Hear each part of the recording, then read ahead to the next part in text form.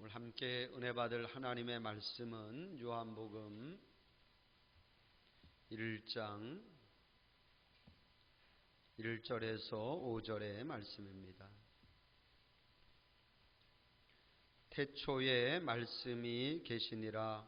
이 말씀이 하나님과 함께 계셨으니 이 말씀은 곧 하나님이시니라. 그가 태초에 하나님과 함께 계셨고 만물이 그로 말미암아 지은 바 되었으니 지은 것이 하나도 그가 없이는 된 것이 없느니라. 그 안에 생명이 있었으니 이 생명은 사람들의 빛이라. 빛이 어둠에 비치되 어둠이 깨닫지 못하더라. 아멘.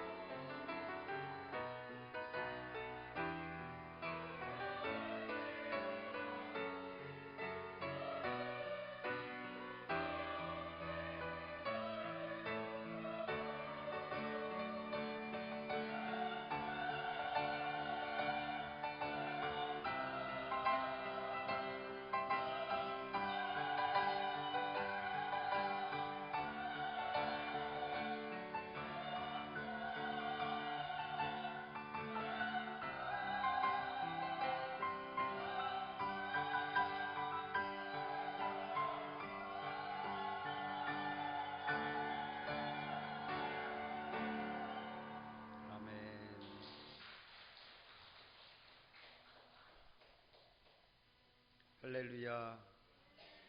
우리 찬양도 마스크 쓰고 찬양하느라고 고생이 많으십니다. 우리 한번 박수 한번 해드려요. 네. 할렐루야. 우리 옆에 계신 분들하고 한번 인사 한번 하시죠. 사랑하고 축복합니다. 잘 오셨습니다. 자, 같이 한번 해볼까? 예수님이 우리 가운데 계십니다. 자, 오늘은 이런 제목으로 여러분과 함께 말씀의 은혜를 나누려고 합니다. 오늘은 11월의 마지막 주일이고 또 교회 절기로는 강림절 첫 번째 주일입니다. 이번 주일부터 시작해서 성탄절 전주일까지 우리는 강림절 1주, 2주, 3주, 4주 이렇게 보내게 되죠. 강림절의 색은 자주색입니다. 여기 제단 앞에 강림절을 상징하는 자주색 초가 있습니다. 여기 자주색 초에 하나씩 불이 밝혀지는데 어두운 초에서 점점 밝은 초로 불이 밝혀지죠. 그리고 성탄절이 되면 가운데 예수 그리스도를 상징하는 흰색 초까지 불이 밝혀지게 됩니다. 이것은 하나의 상징이죠. 예수 그리스도께서 이 땅에 이 빛으로 오심을, 어두운 이 세상을 밝히기 위해서 오신 것을 상징하는 하나의 상징입니다. 그렇습니다, 여러분. 예수님은 당시 희망을 찾아보기가 어려운 그런 시대에, 그런 시대적 상황에서 예수님은 희망의 빛으로 오신 줄로 믿습니다. 특별히 올해는 정말 예수 그리스도의 오심이 그 어느 때보다도 더욱 간절히 기다려지는 그런 한 해입니다. 참으로 긴 어둠의 터널을 지나왔고 또 지금도 언제 끝날지 모르는 그 어둠의 터널을 우리가 지나고 있습니다. 여전히 많은 사람들이 불안해하고 두려워하고 있고 또 경제적으로도 어려움을 겪는 분들이 많습니다. 이런 어려운 시기를 보내는 우리에게 정말 예수 그리스도의 오심은 그 어느 때보다도 간절히 기다려지게 됩니다. 그렇습니다, 여러분이 강림절기는 예수 그리스도의 오심을 기다리는 절기입니다. 근데 생각해보면 사실 예수님은 이미 2000여 년 전에 이 땅에 유대 땅 베들레헴에 오셨죠. 구약의 여러 선지자들을 통해서 약속하신 그 하나님의 약속은 이미 성취되었습니다. 그럼 오늘 우리는 누구를 기다리는가, 무엇을 기다리는가 하는 거죠. 그것은 바로 장차 이 땅에 다시 오실 예수님을 기다리는 것입니다. 할렐루야. 사도행전 1장 11절에 보면 예수님의 승천을 지켜보는 제자들에게 하나님은 천사들을 통해서 그렇게 분명히 말씀하고 있습니다. 예수는 너희가 오늘 본 그대로 예수는 다시 오시리라. 할렐루야. 그 예수님, 다시 오시겠다고 약속하신 그 예수님을 우리는 기다리고 있는 것입니다. 여러분, 이 성경의 약속은 반드시 이루어짐을 믿을 수 있기를 축복합니다. 성경에는 크고 작은 하나님의 약속들이 3만 개가 넘는 하나님의 약속들이 있는데 그 약속들은 다 성취되었어요. 그 가운데 가장 큰 성취라고 하면 말씀이 육신이 되어 이 땅에 오신 예수님이십니다. 그것처럼 다시 오시리라고 한 그 주님의 약속도 반드시 이루어질 줄로 믿습니다. 그 믿음과 기다림으로 이 강림절기를 우리가 소망 가운데 보낼 수 있기를 축복합니다. 오늘 읽은 요한복음 1장의 말씀은 이미 2000여 년 전에 이 땅에 오신 그 예수님의 성육신의 사건을 우리에게 말해주고 있습니다. 요한복음의 저자인 이 사도 요한은 예수님의 오심을 그렇게 표현하고 있습니다. 오늘 읽진 않았지만 14절에 보니까 말씀이 육신이 되어 우리 가운데 거하심에, 할렐루야. 말씀이 육신이 되어 우리 가운데 거하심에, 이것은 우리가 좀 설명이 요하는 그런 말씀이에요. 말씀이 육신이 되었다. 이 말씀이라고 하는 게 뭐냐? 헬라어로는 로고스라고 하는 말입니다. 한번 다 우리는 들어보았을 거예요. 로고스. 그게 이제 말씀이라는 뜻이거든요. 사실 이 로고스라고 하는 말은 철학적인 용어입니다. 예수님 당시의 사람들은 이 로고스를 이해하기를 어떤 하나의 힘으로 이해를 했습니다. 이 세상을 다스리고 또 이 우주를 지배하고 있는 어떤 하나의 힘, 힘 있는 존재를 저들은 로고스 이렇게 이해를 했습니다. 1절에 보면 태초에 말씀이 계셨다. 태초에 로고스가 계셨다. 즉 이 세상을 시작하게 했고 이 세상을 지배하는 그 어떤 힘이 태초부터 있었다는 거죠. 여러분 그렇습니다. 우리가 무슨 철학자나 물리학자는 아니어도 상식적으로 우리는 그런 생각은 합니다. 이 세상이, 이 우주가 그냥 돌아가는 것은 아니라는 거예요. 분명히 이 우주를 움직이고 있는 힘이 있다. 이 정도는 우리가 다 생각을 합니다. 헬라 시대 사람들도 그런 생각을 한 거예요. 로고스가 있다는 거예요. 어떤 절대적인 힘, 우리가 보이진 않지만, 우리가 알 수는 없지만 보이지 않는 그 어떤 힘에 의해서 이 세상이 움직여져 가고 있다. 그렇게 믿었다는 거죠. 그런데 바로 그 로고스, 그 힘이 사도 요한은 하나님이다. 하나님이다. 할렐루야. 그렇게 말씀하고 있는 것입니다. 여러분 이는 사실 굉장히 중요한 말입니다. 먼저 여러분에게 이 믿음이 있기를 축복하는데 그런 거예요. 여러분 이 땅의 모든 일들이 그냥 우연히 생겨나고 우연히 없어지는 그런 것이 아니라 그냥 내가 살다가 죽으면 끝나는 그런 것이 아니라 이 세상을 하나님이 다스리고 계시고 하나님이 내 삶을 주관하고 있고 또 그 하나님의 뜻대로 이 역사가 이루어져 간다고 하는 사실을 믿을 수 있기를 주님의 이름으로 축복합니다. 그 하나님이, 그 로고스 대신 그 하나님이 육신이 되어 이 땅에 오셨다는 거예요. 그분이 바로 우리가 믿는 예수 그리스도이십니다. 사도 요한은 그 예수님에 대해서 우리에게 소개하고 있어요. 오늘 사도 요한이 소개하고 있는 예수님, 그 예수님이 어떤 분인가 세 가지를 말씀드리려고 합니다. 첫 번째, 예수님은 곧 하나님이십니다. 할렐루야. 같이 한번 해봐. 예수님은 하나님이십니다. 자, 1절 말씀 우리 같이 한번 읽어볼까? 1절 시작. 태초에 말씀이 계시니라. 이 말씀이 하나님과 함께 계셨으니 이 말씀은 곧 하나님이시니라. 할렐루야. 이 말씀이 곧 하나님이다 이렇게 말하고 있잖아요. 이 말씀이 하나님인데 14절에 보면 그 하나님이 육신의 몸을 입고 우리에게 오셨다 이렇게 말합니다. 여러분 지금 사도 요한은 누구를 이야기하고 싶으냐면 예수 그리스도를 말하고 싶은 거예요. 하나님을 말하고 싶은 것이 아니라 예수 그리스도를 말하고 싶은데 예수님이 어떤 분이냐는 거예요. 예수님이 어떤 분이냐? 예수님은 곧 하나님이라고 하는 사실을 지금 이 사도 요한은 말하고 싶은 것입니다. 예수님은 곧 하나님이다.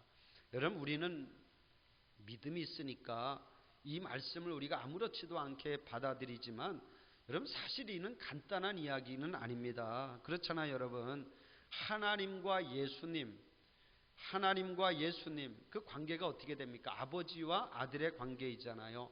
아버지와 아들이 닮을 수는 있지만 그러나 그 둘이 하나일 수는 없습니다. 여러분 우리가 상식적인 그런 생각은 합니다. 아버지와 아들이 참 닮았다 우리가 이렇게도 말할 수 있지만 그러나 그 둘이 하나일 수는 없다는 거예요. 아버지는 아버지이고 아들은 아들인 거죠. 그런데 오늘 사도 요한은 예수님이 곧 하나님이시다. 그리고 이 둘은 한 분이시다. 이렇게 말을 하고 있다는 거예요. 이걸 어떻게 이해해야 되냐는 거죠. 어떻게 이해를 해야 되냐. 사실 이해할 길이 없습니다. 설명한다고 설명되는 게 아니죠. 이거는 신비 그 자체입니다. 참 어려운 이야기인데 굳이 조금 설명을 해보자면 이걸 이해하기 위해서는 우리가 삼위일체 하나님에 대한 어떤 믿음, 지식이 있어야 됩니다. 여러분 삼위일체, 삼위라고 하는 건 three persons라는 말이거든요. three persons, 삼위.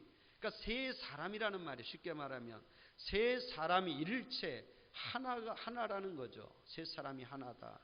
여러분 세 사람이 누군지 우리는 다 압니다. 성부, 성자, 성령이죠. 성부는 거룩한 아버지이고 성자는 거룩한 아들이고 성령은 거룩한 영입니다.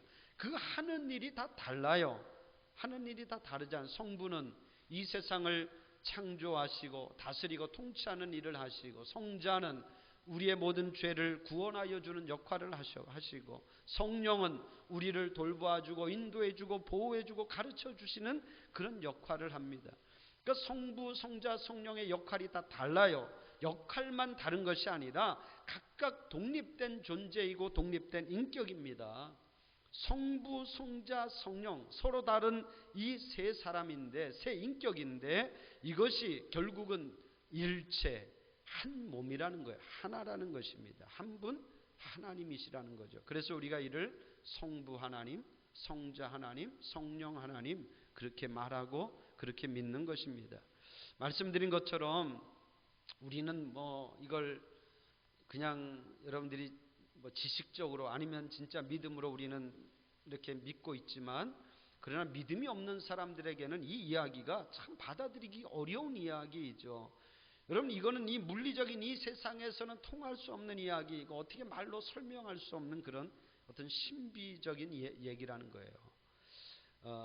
이 이야기는, 이런 주장은 당시 유대인들에게도 정말 쇼킹한, 유대인들에게도 정말 받아들일 수 없는 그런 이야기였습니다. 여러분, 요한복음 8장에 보면 그런 이야기가 있습니다. 오늘날 예수님이 유대교 회당에서 말씀을 전하시는데 예수님이 그런 이야기를 해요. 재밌는 이야기를 하는데 뭐라고 얘기하냐면, 너희가 그렇게 존경하는 아브라함 있지, 아브라함. 너희가 그렇게 존경하는 아브라함이 나의 때 볼 것을 즐거워하다가 보고 즐거워하였다, 이런 이야기를 합니다. 이게 무슨 알듯하기도 하고 모를 듯한 이야기인데 한번 잘 들어보세요. 너희가 그토록 존경하는 아브라함이 나를 보고 싶어 했어. 나를 그렇게 보고 싶어 했는데 결국에는 나를 보고 기뻐했어. 이렇게 예수님 말하는 거예요. 그러니까 그 얘기를 듣는 유대인들이 어이가 없는 거죠. 아니, 유대인들은 그렇게, 성경에 그렇게 말하는, 네 나이가 지금 50도 안 되는데 네가 아브라함을 보았냐? 이렇게 말을 해요. 그러니까 유대인들은 예수님의 그 말을 도무지, 그 말이 무슨 얘기인지도 모르겠고, 그리고 네가 아브라함을 보려면 죽어야 보는데 네가 아직 50도 안 됐는데 아브라함을 어떻게 보았다고 말하느냐, 이렇게 이야기합니다. 그러니까 예수님이 그 유대인들에게 뭐라고 얘기하냐면, 아브라함이 나기 전부터 나는 있었다, 이런 이야기를 해요. 아브라함이 나기 전부터 나는 있었어. 참 기가 막힌 이야기이죠. 그 말은 결국 뭐냐면 예수님이 내가 곧 하나님이다, 이렇게 말을 하는 거예요. 예수님의 그 말에 유대인들이 어떻게 반응하느냐, 돌을 들어서 그 예수를 쳐서 죽이려고 했다고 성경은 그렇게 기록하고 있습니다. 그러니까 생각해 보면 예수님이 많은 유대인들로부터 핍박을 당하고 결국 유대인들로부터 죽임당할 수밖에 없었던 것이 뭐냐면 바로 그것 때문이라는 거예요. 저들이 생각할 때 하나님은 하나님이고 예수는 예수라는 거예요. 서로 다르다는 거예요. 그 예수가 결코 하나님이 될 수가 없다. 하나님이 아니라는 거죠. 그런데 예수는 자신은 하나님의 아들이다. 또 그리고 더 나아가서 그것도 부족해서 내가 곧 하나님이야, 이렇게 말을 하니까 유대인들이 예수를 살려둘 수가 없었던 것입니다. 여러분, 우리 기독교가 유대교와 또는 이슬람교와 갈라지는 게 여기서 갈라지는 거예요. 여러분, 유대교나 이슬람은 예수를 저들은 그저 하나의 선지자로 그렇게 생각합니다.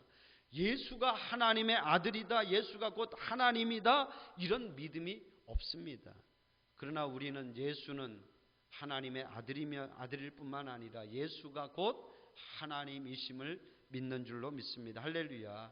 이게 우리 기독교의 정체성이고 우리 믿음의 본질이라고 하는 그러한 말씀이에요. 사랑하는 성도 여러분, 예수님이 곧 하나님이심을 믿을 수 있기를 주님의 이름으로 축복합니다. 믿어지는 믿음이 여러분에게 있기를 축복합니다. 그렇습니다. 우리가 믿는 예수님이 어떤 분이냐? 그 예수님이 곧 하나님이시다. 그분이 바로 이 세상을 지배하고 있고 다스리고 있고 통치하시는 하나님이시다. 할렐루야. 이게 첫 번째입니다. 두 번째, 예수님은 어떤 분이시느냐? 예수님은 이 세상 모든 만물을 창조하셨습니다. 할렐루야. 이 세상 모든 만물을 예수님이 창조하셨다. 3절 말씀인데 우리 같이 한번 읽어봐요. 3절 시작. 만물이 그로 말미암아 지은 바 되었으니 하나도 그가 없이는 된 것이 없느니라. 지은 것이 하나도 그가 없이는 된 것이 없다. 여러분, 우리가 첫 번째 예수님이 하나님이라고 그렇게 믿는다면, 그 믿음이 있다면 곧 예수님이 이 세상을 창조했다고 하는 것을 믿는 것입니다. 우리를 포함해서 이 세상 모든 만물을 다 주님이 지으셨다는 거죠. 여러분, 이 믿음 또한 굉장히 중요한 그런 믿음입니다. 그냥 우리는 단순히 우리 육신의 부모님에 의해서 이 땅에 태어난 것이 아니라 예수 그리스도에 의해서, 예수님에 의해서 우리가 이 땅에 존재하게 된 줄로 믿습니다. 할렐루야. 같이 한번 해봐요. 주님이 나를 지으셨습니다. 여러분, 그렇습니다. 우리가 이 땅의 모든 것도 누가 지었느냐, 누가 만들었냐가 참 중요하지 않습니까? 여러분이 하다못해 마트에 가서 물건 하나를 사도 이거 어디서 만들었는지를 꼼꼼히 보잖아요. 이게 수입산인지 아니면 국내산인지 봅니다. 아니면 어떤 대기업에서 만들었는지, 아니면 알지 못하는 중소기업에서 만들었는지, 그 만든 곳을 우리가 보지 않습니까? 그것에 따라서 가격이 달라져요. 똑같은 외형과 똑같은 기능을 해도 만든 곳에 따라서 가격이 달라집니다. 누가 만들었냐가 그만큼 중요하다는 거예요. 그런 면에서 우리는 누가 만들었다? 주님이 만들었다는 것입니다. 할렐루야. 주님이 만들었다. 축복하기는 주님이 여러분들을 만드셨음을 믿을 수 있기를 바랍니다. 우리는 상품이 아니에요. 우리는 주님이 만든 작품이다. 할렐루야. 여러분, 상품하고 작품이 다른 것 아시죠? 상품은요, 똑같은 게 많은 게 상품이에요. 우리가 마트에 가면 똑같은 상품들이 많잖아요. 과자도 똑같은 상품들이 얼마나 많습니까? 또 전자제품도 똑같은 제품이 많습니다. 그런데 작품은 뭐예요? 작품은 하나밖에 없는 게 작품입니다. 같은 작가가 만들었어도 똑같은 게 없는 게 작품이에요. 여러분 보십시오. 참으로 놀라운 것은 그런 거죠. 이 땅에 얼마나 많은 사람들이 있습니까? 많은 사람들이 살고 있는데 똑같은 사람 하나도 없습니다. 똑같아 보이는 일란성 쌍둥이도 자세히 보면 다 다르다는 거죠. 에베소서 2장 10절에 보면 그렇게 말하고 있어요. 에베소 2장 10절에 보면 우리는 그가 만드신 바라 그리스도 예수 안에서 선한 일을 위하여 지으심을 받은 자니, 이렇게 말씀하고 있습니다. 우리는 그가 만드신 바라. 이 말씀을 표준 세번역 성경으로 보면 어떻게 기록하고 있냐면 우리는 하나님의 작품입니다. 이렇게 기록하고 있어요. 제가 참 좋아하는 말씀인데 우리 한번 같이 해봐요. 우리는 하나님의 작품입니다. 한번 더 해보시죠. 나는 하나님의 작품입니다. 여러분, 한 사람 한 사람이 하나님의 작품임을 믿을 수 있기를 축복합니다. 하나님이 존귀하게 여러분들을 지으셨음을 믿을 수 있기를 바랍니다. 여러분, 작품은 뛰어납니다. 작품이 뛰어난 것은 뭐냐면 작가가 뛰어나기 때문에 작품이 뛰어난 거잖아요. 여러분, 예를 들어 우리가 뭐 피카소 이런 분들의 작품을 본다고 하면 우리가 봐도 사실 알지 못하잖아요. 난해하고 이게 도대체 뭐지? 우리는 잘 몰라요. 그래도 그 작품이 가치가 있는 것은 뭐냐면 피카소라고 하는 그 작가가 뛰어나기 때문에 그 작품이 가치가 있는 거. 우리도 마찬가지라는 거예요. 우리가 다 생김새가 다르고 또 우리 기준에 잘생겼다, 못생겼다, 예쁘다, 아니면 못났다 말할지 몰라도 그게 중요한 것이 아니라 우리는 다 하나님의 작품이라는 것입니다. 할렐루야. 여러분, 하나님의 작품입니다. 존귀한 존재라는 하는 사실입니다. 한 사람도 가치 없고 쓸모없는 존재는 없는 줄로 믿습니다. 다 귀한 존재들이에요. 절대로 여러분의 삶을 가치 없이 그렇게 살지 않기를 주님의 이름으로 축복합니다. 저는 그런 분들을 보면 참 안타까울 때가 있습니다. 제가 뭐 교회 밖의 분들을 만날 일은 많지 않지만 그래서 많지 않아서 잘 모르지만 교회 안에 이런 성도들을 접하다 보면 그런 성도들을 보면 참 안타까워요. 정말 하나님이 주신 재능이 분명히 있어요. 하나님이 귀한 재능을 주셨고 귀한 은사를 주셨어요. 근데 그것을 주님을 위해서 사용해 보지를 못해. 그리고는 세상에 나가서 그런 은사들을 사용합니다. 제가 전에 있던 교회에도 그런 분이 있어요. 정말 잘생기고 키도 크고 말이죠. 노래도 잘해요. 흥이 많은 남자 집사님이 계셨는데 나름 학벌도 좋습니다. 재능이 많아요. 근데 그걸 한 번도 주님을 위해서 제대로 써보지를 못하는 거예요. 밖에 나가서 사람들하고 어울리는 건 너무 잘해요. 사람들하고 어울려서 당신이 막 이렇게 이끌어가고 그러니까 밖에서는 인기가 너무 좋죠. 근데 정작 교회에서는 주님을 위해서 그 은사를 한 번도 제대로 사용해 보지를 못했습니다. 참 안타까웠습니다. 제가 볼 때 우리 교회에도 그런 분들이 있어요. 특히 우리 젊은 집사님들, 우리 집에서 쉬고 계신 젊은 남자 집사님들, 제가 볼 땐 정말 재능 많고 은사 많은 분들이에요.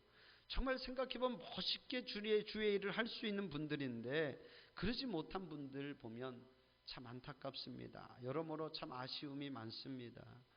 제가 내년도 우리 교회 목표를 이렇게 비전을 놓고 기도하다가 하나님이 저에게 그런 마음 주셨습니다. 내년에는 집에서 쉬고 있는 그 우리 가족들, 특별히 우리 남편들 다 나와서 우리 교회 좋은 일꾼들이 되었으면 좋겠다. 할렐루야.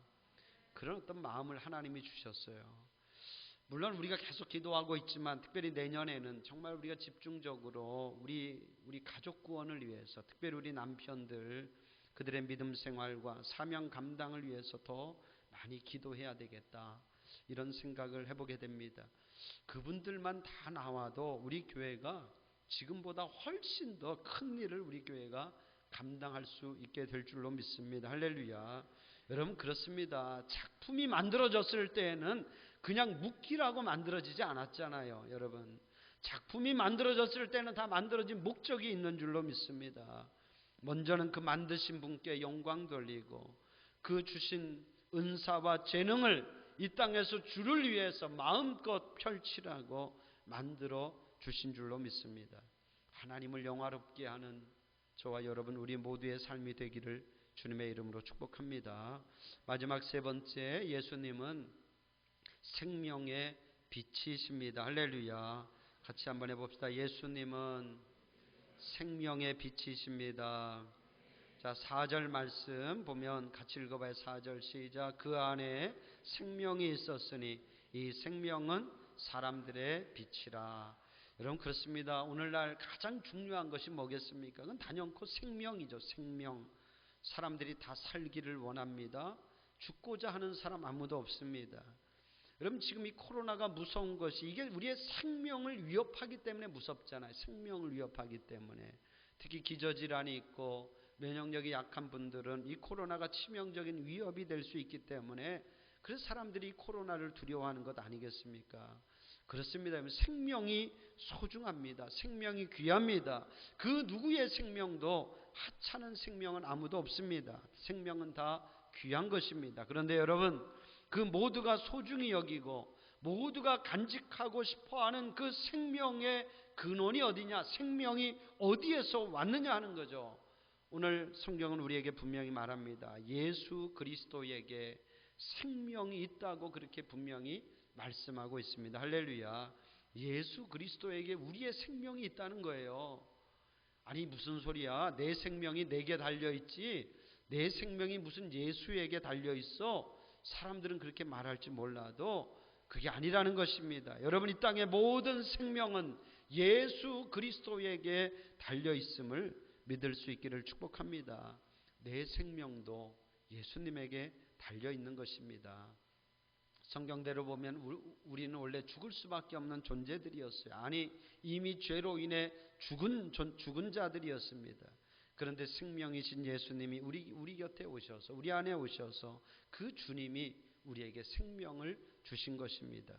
그 주님이 우리의 죄를 다 대신 지시고 돌아가심으로 우리 안에 생명이 다시 들어오게 된 줄로 믿습니다. 할렐루야. 근데 안타까운 것은 예나 지금이나 이 진리를 믿지 못하는 사람들이 많아요. 오늘 말씀에도 보면 사람들이 그 생명의 빛이 우리 안에 들어온 것을 깨닫지 못하였다 이렇게 말하고 있어요. 예수님보다 앞서서 세례 요한이 증거한 것도 결국 그 생명이신 예수님인데 문제는 사람들이 그 생명이신 예수님 받아들이지 않았다는 거예요. 여러분 오늘날도 역시 마찬가지입니다. 생명이신 예수 그리스도께서 이 땅에 오셨는데 우리 생명을 구원하기 위해 오셨는데 여전히 그 생명이신 예수님 받아들일 생각을 안 합니다. 여전히 거부하고 있습니다. 왜 그럴까요, 여러분? 그렇습니다. 사람들이 영적으로 무지하기 때문이죠. 사람들이 영적으로 어둠 속에 있기 때문입니다. 사람들은 육신의 생명이 다라고 생각합니다. 그게 전부라고 생각하고 살아가죠. 그러나 여러분 육신의 생명도 귀하지만 그보다 더 귀한 것은 영의 생명인 줄로 믿습니다. 여러분 생각해 보면 코로나는 우리의 육신의 생명을 위협할 수는 있어도 그게 우리의 영의 생명을 위협할 수는 없는 것입니다. 우리의 영의 생명을 주장하시는 분은 오직 예수 그리스도이십니다. 누가복음 12장에 보면 주님이 그런 말씀하셨습니다. 누가복음 12장에 보면 우리 몸을 죽이고 그 후에는 능히 더 못하는 자들을 두려워하지 말아라. 마땅히 두려워할 자들을 내가 너희에게 말한다. 마땅히 두려워할 자들을 내가 너희에게 말하는데 그분이 누구냐? 곧 죽인 후에 또한 지옥에 던져 넣는 권세 있는 그를 두려워하라. 내가 참으로 너희에게 이르노니 그를 두려워하라. 이렇게 말씀하고 권세 있는 그를 두려워하라. 그분이 바로 주님이십니다. 사랑하는 성도 여러분, 우리의 육의 생명뿐만 아니라 우리의 영의 생명을 주장하시는 주님을 우리가 두려워할 수 있기를 축복합니다. 우리의 생명을 천국과 지옥으로 결정하는 그 주님을 두려워해야 될 줄로 믿습니다. 주님이 생명이고 주님이 참 빛이고 주님이 소망이십니다. 여러분 지금의 이 시대도 예수님 시대처럼 여전히 혼란스럽고 어지럽습니다. 어둠이 가득합니다. 사회도 코로나 때문에 불안합니다. 경제도 많이 위축되어 있고 정치도 서로 싸우느라 소망이 보이지 않습니다. 우리가 소망을 가질 분은 오직 예수 그리스도이십니다. 여러분이 강림절에 이 땅에 생명의 빛으로 오신 예수 그리스도를 여러분들이 소망할 수 있기를 주님의 이름으로 축복합니다. 우리가 사람으로부터 뭔가 얻으려고 할 것이 아니라 이 세상 정부로부터 뭔가 우리가 기대할 것이 아니라 참 빛으로 오신 예수님, 우리에게 소망으로 오신 그 예수님, 그 예수님으로부터 은혜를 입는 우리 성도들 되기를 주님의 이름으로 축복합니다. 그 예수님이 우리 곁에 와 계시고 우리 가운데 거하시는 줄로 믿습니다. 오늘 본문 14절에 보면 말씀이 육신이 되어 우리 가운데 거하고 계심에 우리가 그의 영광을 본다고 그렇게 말씀하고 있어요. 우리는 이미 이 땅에 오신 예수 그리스도 그분 그 영광을 우리는 지금 보고 있는 줄로 믿습니다.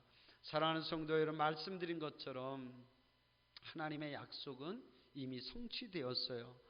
그 하나님의 약속이 성취된 것을 보면 그 성취되기 이전에 그 400년이 가장 암흑기였다 이렇게 말합니다. 이스라엘의 역사 가운데 가장 어두웠던 시대입니다.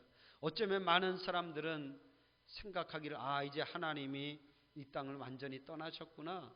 하나님의 약속은 이루어지지 않겠구나 생각했는데 그런데 그런 가장 어두운 그런 시기에 하나님은 당신의 약속을 이루신 줄로 믿습니다. 여러분 지금 이 시대도 어쩌면 비슷하다고 생각을 해요. 어둠이 짙잖아요, 여러분. 어둠이 짙다고 하는 것은 무슨 말이겠습니까? 새벽이 올 시간이 가까이 왔다고 하는 그런 말 아니겠습니까? 여러분 혹여라도 여러분의 인생 가운데 그런 어둠의 시간을 보내는 분들이 있다면 꼭 소망을 가질 수 있기를 축복합니다. 하나님의 약속이 성취될 시간이 얼마 남지 않았다. 할렐루야. 이제 곧 하나님의 그 약속이 이루어지겠구나. 할렐루야. 그 말씀 붙들고 그 약속 붙들고 기도할 수 있기를 주님의 이름으로 축복합니다. 이사야서 55장 10절 11절에 보면 그런 말씀이 있어요. 하늘에서 비와 눈이 내려서 다시 하늘로 되돌아가지 않고 이 땅을 적셔서 소출이 나게 하고 싹이 나게 하고 먹는 자에게 양식을 주는 것처럼 하나님의 입에서 나가는 말도 이와 같이 헛되이 하나님에게로 되돌아가지 않고 하나님의 기뻐하신 뜻을 이루며 하나님이 보낸 일을 형통하게 하심이라. 할렐루야. 여러분, 하나님의 약속이 그냥 하나님께로 되돌아가는 법이 없다는 거예요. 반드시 그 하나님의 약속은 사모하는 자들을 통해서 이루시고 또 기뻐하게 하시고 형통하게 하신다고 하는 그러한 말씀입니다. 여러분, 신앙생활하면서 힘이 듭니까? 점점 더 어렵게 느껴집니까? 그러면 이렇게 외치고 선포하십시오. 아, 그래, 이제 얼마 남지 않았어. 이제 하나님의 약속은 곧 이루어진다. 할렐루야. 하나님의 약속은 곧 이루어진다. 그런 믿음을 가지고 승리할 수 있기를 주님의 이름으로 축복합니다. 사랑하는 성도 여러분, 강림절기를 우리는 이제 시작합니다. 강림절, 소망의 절기입니다. 여러분, 이 땅의 역사가 우리 눈에는 어둠의 역사이고 흑암의 역사이고, 그리고 이 역사를 사람들이 주장해서 사람들이 이끌어가는 것처럼 보일지 몰라도 아니라는 거예요. 이 역사는 하나님이 이 역사를 이끌어 가십니다. 하나님이 내 삶을 주장해 가십니다. 이 강림절기에 그 믿음으로 승리하는 우리 사랑하는 모든 성도들 되기를 주님의 이름으로 간절히 축복합니다. 기도하겠습니다.